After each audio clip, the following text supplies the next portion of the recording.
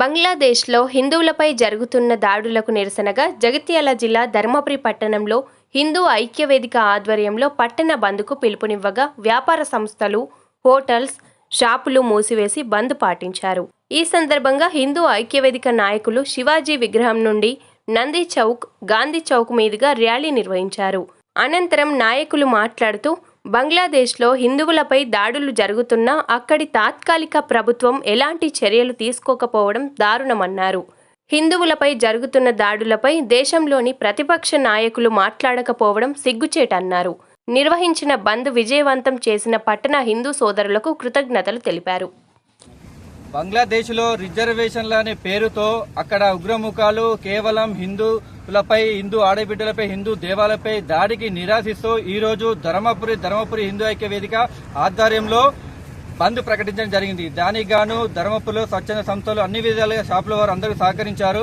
వారందరికీ ధన్యవాదాలు. అలాగే మన హిందువులకు పార్టీలకు అతీతంగా మనం హిందూ యూనిటీగా ఐకమత్యమై మనం పోరాడాలి. మరణకాండకు వ్యతిరేకంగా ఈరోజు ధర్మపురి బంద్ ప్రకటించడం జరిగింది. సహకరించిన అందరికీ ధన్యవాదాలు. బంగ్లాదేశ్ జరిగిన మరణకాండకు శాంతియుతంగా ఈరోజు ర్యాలీ చేస్తున్నాం ధర్మపురి హిందూ ఐక్యవేదిక ఆధ్వర్యంలో. వారము బంగ్లాదేశ్ లో రాజకీయ అనిశ్చితి వారి యొక్క ప్రధానమంత్రి పారిపోయేలా చేసింది. వారి యొక్క రాజకీయ అనిశ్చితిని సాకుగా తీసుకొని బంగ్లాదేశ్ లో హిందువులను టార్గెట్ గా చేస్తూ గత వారం హిందువుల వారి యొక్క ఇళ్లపై దాడులు దాదాపుగా 3 నుంచి 4 వేల హిందువులను హత్య గావించబడ్డారు.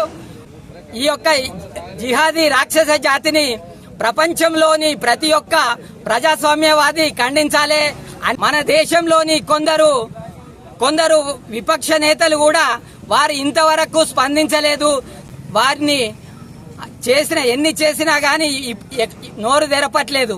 అంటే వారు ఒక వర్గం మెప్పు కొరకే పనిచేస్తారా అని నేను ప్రశ్నిస్తున్నా.